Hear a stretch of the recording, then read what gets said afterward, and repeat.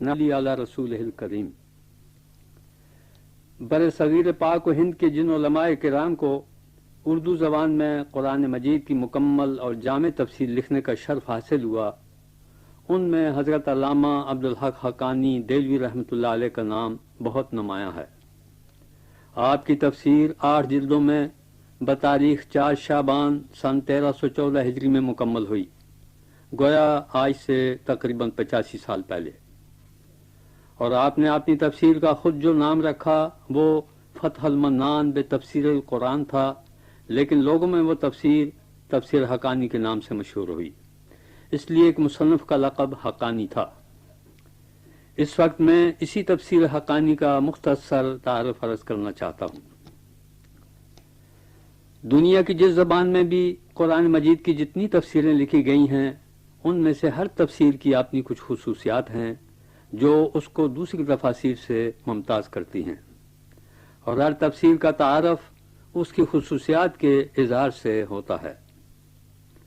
تفسیر حقانی جن خصوصیات کی بنا پر دوسری تفاسیر سے ممتاز ہے، ان پر کچھ روشنی ڈالنے سے پہلے یہ عرض کر دینا ضروری سمجھتا ہوں کہ ہر تفسیر کی خصوصیات کا ان خاص حالات اور مسائل سے گہرا تعلق ہوتا ہے جو تفسیر لکھنے والے مفسر کے ماحول اور گرد و پیش میں موجود ہوتے ہیں۔ بلکہ اگر یہ کہا جائے تو زیادہ صحیح ہوگا کہ ہر مفسر اپنی تفسیر میں جو نئی باتیں لکھتا ہے، اپنے ماحول کے مخصوص حالات کی تحریک اور اپنے آیت کے مسائل اور رجحانات سے کے زیر اثر لکھتا ہے۔ اسی طرح اس میں مفسر کی خاص مزاج اور طبعی ذوق کا بھی خاص دخل ہوتا ہے۔ مثلا اگر مفسر کا مزاج فقہی و قانونی ہوتا ہے تو وہ اپنے ماحول اور آیت کی فقہی و قانونی امور و مسائل سے متاثر ہوتا اور اپنی تفسیر میں خصوصیت کے ساتھ ایسے ہی مسائل سے بحث کرتا ہے۔ اگر اس کا ذوق طبع فلسفیانہ و متکلمانہ ہوتا ہے تو وہ اپنے آیت کے فلسفیانہ اور متکلمانہ مسائل کا نوٹس لیتا اور اپنی تفسیر میں خاص طور پر انہی کو زیر بحث لاتا ہے۔ اس طرح اگر مفسر کو طبعاً تصوف سے دلچسپی ہوتی ہے تو وہ وقت کے ایسے ہی مسائل سے متاثر ہوتا اور اپنی تفسیر میں ایسے ہی صوفیانہ مسائل سے بحث کرتا ہے۔ اعلیٰ القیاس جس مفسر کی طبیعت سیاسی اور افتاد طبع تاریخی ہوتی ہے، وہ اپنے ماحول کے سیاسی و تاریخی مسائل سے متاثر ہوتا اور اپنی تفسیر میں زیادہ زور انہی مسائل پر دیتا ہے۔ تفسیر حقانی میں جو خاص مباحث ہیں وہ زیادہ تر متکلمانہ انداز کی ہیں اور ان کا تعلق خاص طور پر و براہ راست ان کلامی مسائل سے ہے جو مصنف کے عام اثر باز اہل علم حضرات کی طرف سے سامنے آئے اور عام طور پر ان کا چرچا ہونے لگا۔ علامہ عبدالحق حقانی رحمۃ اللہ علیہ کی تفسیر کے 2 مقدموں اور ان کی کتاب عقائد اسلام سے صاف ظاہر ہوتا ہے کہ موصوف طبعاً اور مزاجاً متکلم اور فلسفی تھے۔ انہوں نے الہیات اور معبدت طبیعات پر جو بحثیں کی ہیں اور اسلام کی ایمانی عقائد کی حقانیت و صداقت کو ثابت کرنے کے لیے جو انداز فکر، اسلوب تحقیق اور طرز استدلال اختیار فرمایا ہے وہ عقلی، منطقی اور متکلمانہ ہے، اور ان کی تحریروں میں رازی اور غزالی وغیرہ کا رنگ جھلکتا ہے۔ اپنے وقت اور زمانہ کے جن حالات نے علامہ حقانی کو تفسیر لکھنے پر آمادہ کیا، ان پر انہوں نے خود اپنی تفسیر کے مقدمے اور دیباچے میں کچھ روشنی ڈالی ہے، لہذا اس بارے میں ان کی اپنی عبارت کا نقل کر دینا کافی ہے۔ ایک تاریخی تمہید کے بعد لکھتے ہیں، جب تخمیناً 100 برس پہلے بڑے دور دراز سے قوم عیسائی دانشمند اور آزادی پسند ہندوستان آئی تو آپ نے ساتھ 100 جہاز الحاد و شراب خوری وغیرہ کے بھی بھر کر لائی۔ اول تو یوں ہی مسلمانوں کی حالت خراب تھی تو اس پر آزادی اور الحاد کی برانڈی نے وہ آفت ڈھائی کہ جس سے غفلت اور باہمی نزاع اور بے دینی نے ہر طرف سے محیط ہو کر دینی اور دنیاوی برکات کا خاتمہ کر دیا، یہاں تک کہ ان کا دل خوش کرنے کے لیے ایک قوم نے تو وہ طرز اختیار کیا کہ اہل یورپ کا پورا جامہ ہی پہن دیا۔ جس طرح وہ لوگ برائے نام عیسائی اور در حقیقت سخت ملحد ہیں، نہ خدا کے قائل ہیں، نہ ملائکہ و حشر و نشر، ثواب و عقاب، حلال و حرام اور طاہر و نجس کے مقر ہیں، نبی کو ریفارمر، اعلام و کلام و ملائکہ کیا، مجنونوں کی بڑھ۔ اسی طرح یہ لوگ بھی نبی، ملائکہ، الہام، جبریل، معجزات، خلق عادات انبیاء علیہ السلام اور نامۂ جنت و جہنم کے وہ عقوبات کی جو نصوص قرآن سے ثابت ہیں، ان سب باتوں کے منکر اور حلال و حرام اور طہارت نجاست وغیرہ جملہ احکام اسلام سے نافرمان ہیں، اس پر نام کے مسلمان ہیں۔ پھر ان کفریات اور پادریوں اور ملحدان یورپ کے معتقدات کا نام تحقیق و ترقی اسلام رکھ کر صدہا دولت مندوں اور آزادی پسندوں کو تفسیر کے پرایا میں ملحد و گمراہ بلکہ حقیقی اسلام سے بدخواہ بنا دیا۔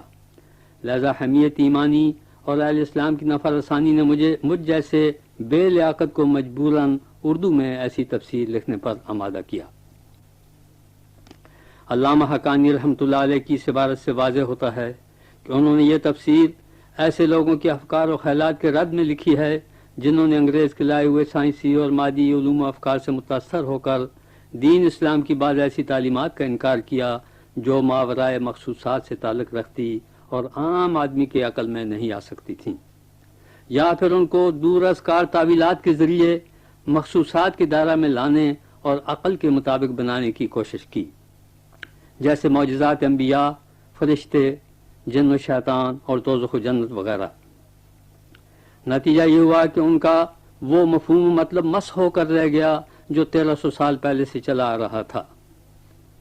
نیز انہوں نے یہ تفسیر عیسائی پادریوں اور مستشرقین یورپ کے ان اعتراضات کا جواب دینے اور ان شکوک و شبہات کو دور کرنے کے لیے لکھی جو انہوں نے اسلام کے متعلق اٹھائے اور پھیلائے، اور جن سے مسلمانوں کی ایک تعداد متاثر و گمراہ ہوئی اور ان کے دینی عقائد کو سخت جھٹکا لگا۔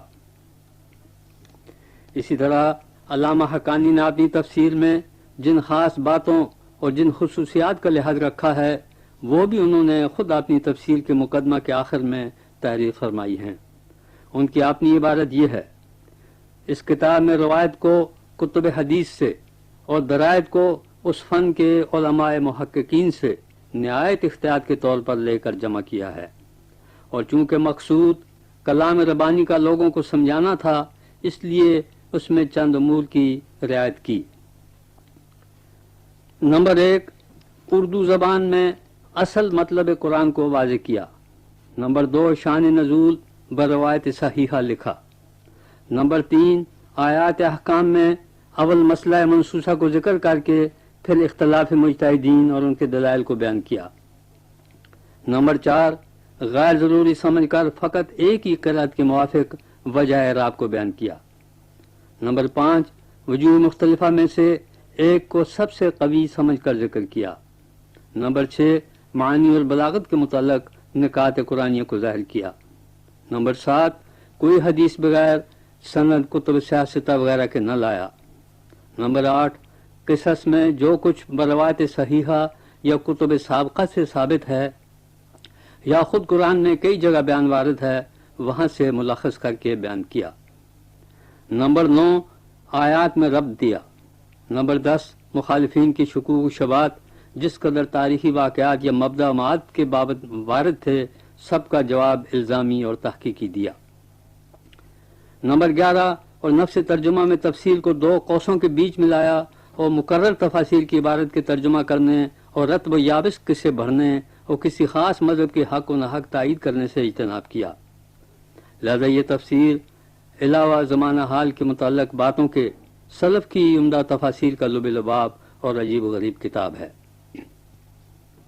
آخر میں اپنی تفسیر کے متعلق مولانا حقانی نے اللہ سے جو دعا اور التجا کی اس کے الفاظ یہ ہیں: خدا مقبول کر کے اس سے اپنے بندوں اور مجھ کو اور میرے متعلقین کو دنیا و آخرت میں بہرمند و خورسند فرمائے، آمین۔ اے میرے خالق و قدوس، گو تیری نظر کرنے کے قابل میرا یہ کام اور یہ کلام نہیں مگر تیری رحمت جو کہ نہایت واسع ہے اور اوراق لیل و نہار پر بقلم جلی لکھی ہوئی ہے، اس کا یہی مقتضا ہے کہ اس کو بھی قبول فرمائے۔ ربنا تقبل منا انک انت السمیع العلیم۔ بلا شک مولانا حقانی کی یہ دعا بارگاہ غفور الرحیم میں قبول ہوئی اور ان کی تفسیر کو شہرت و مقبولیت کا بلند درجہ نصیب ہوا۔ اب تک اس کتاب کے 20 ایڈیشن نکل چکے ہیں